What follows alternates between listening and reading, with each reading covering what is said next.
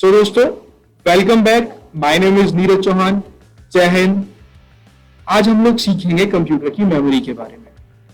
तो जैसा कि दोस्तों आपको पता है कि जैसे हम अगर कंप्यूटर की और अपनी मेमोरी को कंपेयर करें, तो जो हमारी मेमोरी है वो हमारे ब्रेन में ही होती है, लेकिन जो कंप्यूटर की मेमोरी होती है वो कंप्यूटर के ब्रेन, दैट इज प्रोसेसर, उसमें होती है, but for the temporary purpose, वो परमानेंट नहीं होती। लेकिन हमारी मेमोरी जो होती है वो हमारे ब्रेन में टेम्परेरी भी होती है और परमानेंट भी होती है। दैट मीन्स कि हम अपने ब्रेन में सब चीजों को टेम्परेरी भी सेव कर सकते हैं और परमानेंट भी सेव कर सकते हैं। बट अगर आप कंप्यूटर और अपना कंपैरिजन कर रहे हैं, तो कंप्यूटर में जो टेम्परेरी मेमोरी होती है वो उसके रजिस्टर्स, कैशे मेमोरी, इनकी फॉर्म में या रैम की फॉर्म में होती है।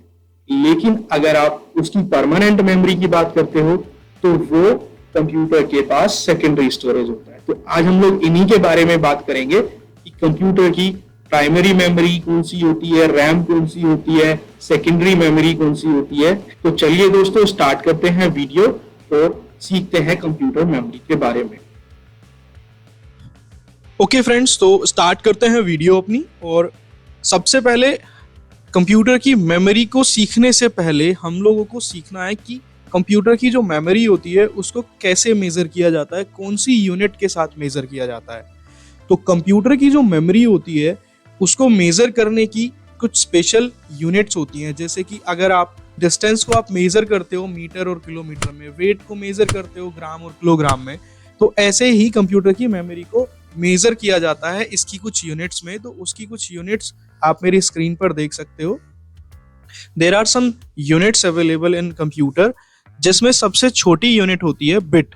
इसको हम बाइनरी डिजिट भी बोलते हैं। दैट मीन्स बाइनरी डिजिट 0 और 1। उससे बड़ी जो एक यूनिट होती है वो होती है हमारी byte. Byte consist of 8 bits, यानी कि एक बाइट के अंदर 8 बिट आ सकते हैं। दैट मीन्स की the combination of 8 0 and 1। Next जो हमारी यूनिट होती है that is kilobyte, KB. In 1 KB we have 1024 byte. 1 kilobyte के अंदर 1024 बाइट्स आ सकते हैं। Megabyte now is MB. MB means एक एमबी के अंदर हमारे 1024 किलोबाइट्स यानी केबी आ सकते हैं। एक गीगाबाइट यानी कि GB, 1 GB is equal to होता है हमारा 1024 MB। 1 terabyte is equal to होता है हमारा 1024 GB and 1 petabyte is equal to होता है हमारा 1024 TB। इसके आगे भी कुछ यूनिट्स होती हैं, but these are enough to us. तो ये हमारी होती है मेमोरी यूनिट्स, जिससे हम अपने कंप्यूटर की मेमोरी को मेजर करते हैं। आपको ये भी ध्यान में रखना होगा कि जितना भी हमारे कंप्यूटर में डेटा स्टोर होता है, जिन भी डिवाइस में डेटा हमारा स्टोर होता है, वो सारा का सारा data in the form of 0 and 1 he save होता है। ओके फ्रेंड्स, तो इसके बाद हम लोग स्टार्ट करते हैं मेमोरी कैटेगराइजेशन। तो कंप्यूटर की मेमोरी को मैंने कुछ पार्ट्स में कैटेगराइज किया है, आप यहाँ मेरी स्क्रीन पर देख सकते हो। Here are the memory and this is categorise in the 3 parts. First is primary memory, second is cache memory and third is secondary memory. तो हमारे पास 3 तरह की मेमोरी है यहाँ पर, primary, cache and secondary memory.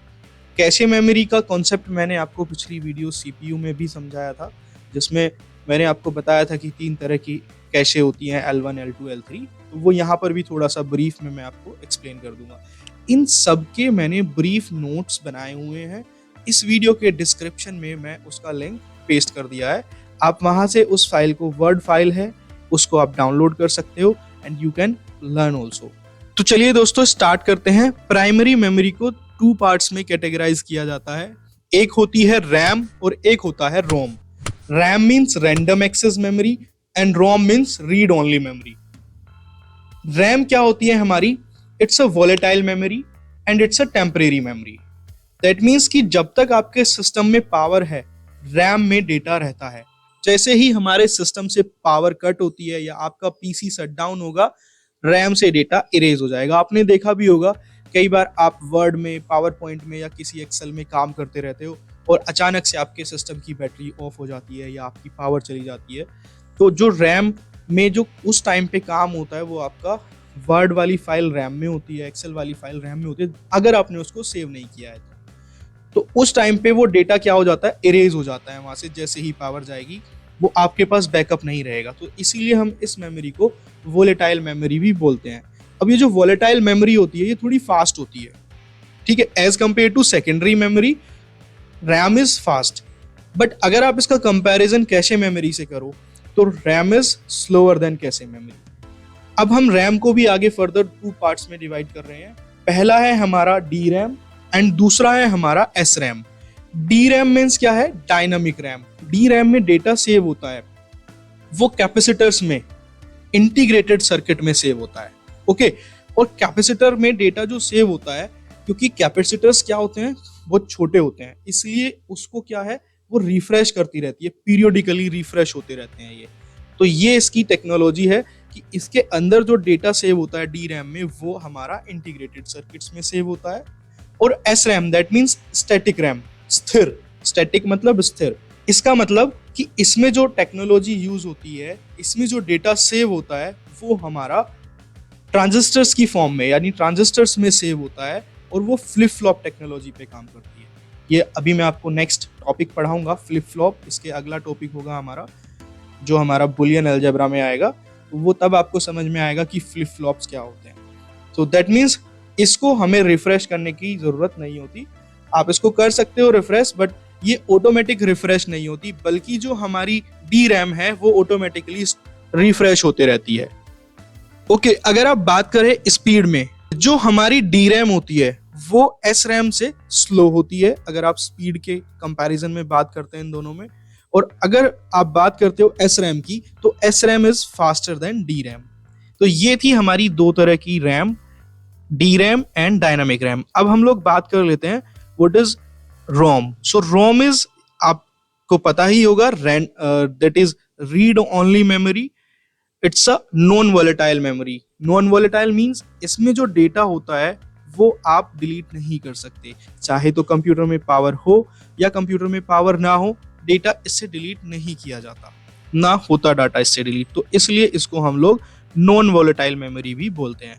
अब इसके कुछ पार्ट होते हैं, तो जैसे सबसे पहले आप देख रहे हो इसमें M ROM. M ROM means होता है mask ROM. Mask ROM is a type where the data is permanently encoded during the manufacturing process. मतलब इसमें क्या होता है कि जो मैन्युफैक्चरिंग टाइम पे डेटा परमानेंटली एनकोड हो जाता है और आप उसको डिलीट नहीं कर सकते। It is called mask ROM because of a mask और a template using during fabrication to create desired data pattern. तो आप समझ सकते हो कि इसके अंदर जो होता है हमारा बायोस की सेटिंग होती है।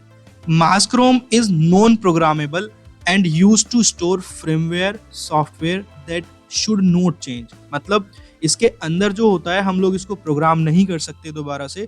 आगे जो रोम हम पढ़ेंगे उनको हम लोग इरेज करके प्रोग्राम भी कर सकते हैं दोबारा से, बट जो हमारी एमरोम होती है we can not change it और we can not reprogram it, because इसके अंदर हमारा बायोस जो होता है कंप्यूटर का, बेसिक इनपुट आउटपुट सिस्टम, वो उसका जो सॉफ्टवेयर होता है वो एम्बेडेड होता है इसमें। तो इसलिए हम लोग एम रोम को डिलीट नहीं कर सकते। नेक्स्ट होती है हमारी पी रोम।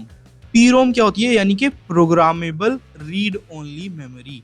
जैसा कि नाम से भी क्लियर है, you can program it, okay. So P ROM is a type of ROM that can be programmed by the user और a manufacture after the chip is fabricated. इस रैम को खाली जो मैन्युफैक्चर होता है उस कंपनी का जिसने इसको बनाया है रोम को, वो ही इसको क्या कर सकता है, प्रोग्राम कर सकता है, राइट। तो इसलिए इसका नाम होता है programmable read only memory. Next होता है हमारा ईपी रोम। ईपी रोम क्या होती है, erasable programmable Rome. That means कि इससे जो डेटा होता है वो इरेज किया जा सकता है और उसको अल्ट्रावायलेट लाइट के साथ में, जो अल्ट्रावायलेट लाइट होती है उससे इसको इरेज किया जा सकता है और वापस से इसको प्रोग्राम किया जा सकता है। इस क्या होता है कि इस तरह की जो मेमोरी होती है उनके अंदर एक छोटा सा होल होता है, उस होल के थ्रू इसके अंदर लाइट्स डाली जाती है, यूवी लाइट्स डाली जाती है और वो यूवी लाइट्स की हेल्प से हम उसको इरेज कर सकते हैं और फिर से रीप्रोग्राम कर सकते हैं। नेक्स्ट होता है हमारा डबल ईपी रोम। डबल ईपी रोम क्या होता है? Electrically erasable programmable Rome. That means इसमें हम लोग अल्ट्रावायलेट रेज नहीं डालते, इसके अंदर हम उसको इलेक्ट्रिकली इरेज करते हैं और फिर से उसको प्रोग्राम करते हैं। सेम कॉन्सेप्ट होता है जैसा कि अल्ट्रावायलेट रेज का होता है, ऐसा ही इसी का भी कॉन्सेप्ट होता है कि इसमें भी उस होल के थ्रू लाइट डाली जाती है और उस इलेक्ट्रिकली प्रोसेस से उसको इरेज करके वापस से उसको प्रोग्राम किया जा सकता है।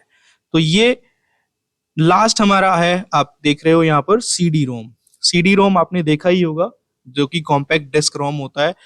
इस तरह की डिवाइस, इस तरह की मेमोरी को हम लोग एक बार रीड कर सकते हैं। We can not write data, but हम इसमें एक बार डेटा को राइट कर सकते हैं।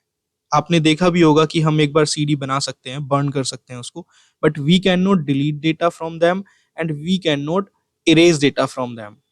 We can only read data. So that means CD ROM is also the type of ROM. तो ये हमारी हो गई प्राइमरी मेमोरी, दो टाइप की थी यहाँ पर। नेक्स्ट हमारी आती है कैशे मेमोरी। कैशे मेमोरी क्या है? आपको मैंने पिछली वीडियो में भी बताया था कैशे मेमोरी के बारे में कि यहाँ पर ये प्रोसेसर के सबसे पास होती है और जो डेटा फ्रीक्वेंटली यूज किया जा रहा है प्रोसेसर से, जिस डेटा को प्रोसेसर फ्रीक्वेंटली यूज कर रहा है, उस डेटा को कैशे मेमोरी में रखा जाता है। अब ये तीन तरह की होती है यहाँ पर, L1, L2 और L3। L1 cache is usually split into separate instruction and data cache. It is located closest to the CPU. सबसे पास जो होती है CPU के, that means प्रोसेसर के, वो हमारी L1 कैशे होती है। जो L2 कैशे होती है वो L1 कैशे और रैम के बीच में होती है। ओके, और जो L3 कैशे होती है, ये कुछ एडिशनल सिस्टम्स होते हैं जिनमें कुछ और एक्स्ट्रा लेयर होती है मेमोरी की, वहां पर ये L3 कैशे पाई जाती है।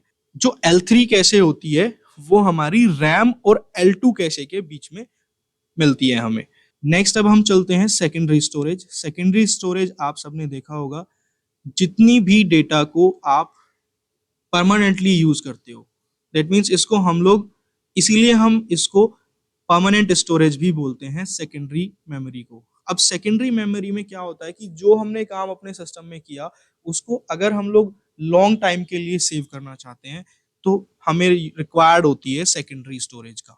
अब सेकेंडरी स्टोरेज यहाँ पर कई तरह के होते हैं। सबसे पहला मैंने यहाँ पे मेंशन किया हुआ है उसमें hard disk, HDD। That means आप कोई भी डेटा अगर लॉन्ग टर्म के लिए उसको सेव करना चाहते हो तो you have to use hard disk. It is little bit slower. You can write and read also from secondary storage. ये एक इस तरह का डेटा, इस तरह की डिवाइस होती है, यहाँ पर आप डेटा को राइट भी कर सकते हो और यहाँ से आप डेटा को रीड भी कर सकते हो, but this is slower then RAM and cache. Next चलते हैं अब हम SSD, solid state drive. This is also the type of secondary storage, but this is fast than hard disk. Then next is optical disk. Optical disk क्या होती है? CD compact disc हम इनको बोलते हैं, DVD यानी कि डिजिटल वर्सेटाइल डिस्क और CD यानी कि कॉम्पैक्ट डिस्क। इनको हम लोग रीड भी कर सकते हैं और राइट भी कर सकते हैं कुछ स्पेशल प्रोसेसेस के थ्रू। तो this is also the part of secondary storage, compact disk. Next अगर आप चलें तो हमारी होती है flash drives. Flash drives USB drives को ही बोलते हैं हम लोग। ये क्या होती हैं? This is also the type of secondary memory, but ये थोड़ी साइज में उतनी बड़ी नहीं होती जितनी बड़ी SSD या हार्ड डिस्क हो सकती है, and these are slower than the SSD and hard disk. Next हमारे आते हैं मेमोरी कार्ड्स या चिप्स, आप जिनको बोलते हैं, you use in your phone also. तो these also the type of secondary storage. You can read data and write data also in the memory card. Memory card जो होते हैं वो हमारे स्लो होते हैं थोड़ा सा USB ड्राइव से। And next is NAS। NAS क्या होता है? हमारा नेटवर्क अटैच स्टोरेज। बहुत सारे सिस्टम ऐसे होते हैं जो नेटवर्क बेस्ड चलते हैं, जहां पर कंप्यूटर में डेटा नहीं हो, कंप्यूटर में हार्ड डिस्क नहीं होगी आपके, वो नेटवर्क पे आपका डेटा सेव होता है। तो उस तरह के सिस्टम को हम लोग NAS यानी कि नेटवर्क अटैच स्टोरेज बोलते हैं। और लास्ट हमारा है cloud storage. Cloud storage is the very famous in now days. यहाँ पर क्या होता है कि हम लोग जो अपना डेटा होता है वो सब कुछ क्लाउड पर सेव कर सकते हैं। जो भी हमने अपनी हार्ड डिस्क में रखना है वो हम हार्ड डिस्क में ना रखें, क्योंकि हार्ड डिस्क क्या है कि कई बार खराब हो जाती है, एसएसडी क्या होता है खराब हो जाती है। And these are only this type of device कि आप अगर आपके साथ में डिवाइस है तो आप अपना डेटा एक्सेस कर सकते हो, बट अगर आप अपना डेटा क्लाउड पर रखते हो तो वो डेटा आप कहीं पर भी स्टोर या एक्सेस कर सकते हो उस डेटा में। So this is also called the secondary storage type कि this is computer memory hierarchy. Here you can see, आप देख सकते हो इसमें सबसे पहले ऊपर जो आते हैं हमारे रजिस्टर्स आते हैं, फिर हमारा प्रोसेसर कैसे आती है, फिर हमारी रैम आती है, फिर हमारी यूएसबी फ्लैश ड्राइव्स आते हैं, हार्ड ड्राइव्स आती हैं एंड देन टेप्स आते हैं। तो आप देख सकते हो कि ऊपर जो साइज है वो छोटा है, नीचे को साइज बड़े होते जा रहा है। बट अगर आप देखते हैं कि उनकी जो स्पीड है वो कैसी है, कैपेसिटी स्मॉल है, लेकिन ऊपर को जैसे हम जाएंगे तो उसका जो साइज है वो छोटा होते जाएगा लेकिन स्पीड बढ़ती जाएगी। तो this is the memory hierarchy and you can clearly seen here, जितनी छोटी डिवाइस होगी हमारी यानी कि ऊपर रजिस्टर कैशे, तो इस तरह से वो फास्ट होगी लेकिन साइज उसका छोटा होगा। And this is expensive also, जितना ऊपर को जाएंगे कॉस्ट बढ़ती जाती है मेमोरी की, और जितना नीचे को आते हैं मेमोरी की कॉस्ट घटती जाती है। So this is about the computer memory. I hope guys आपको क्लियर हो गया होगा and this is really informative video आपको लगी होगी। So if you like this video तो kindly share, like and subscribe also my channel. Thank you guys. Jai Hind.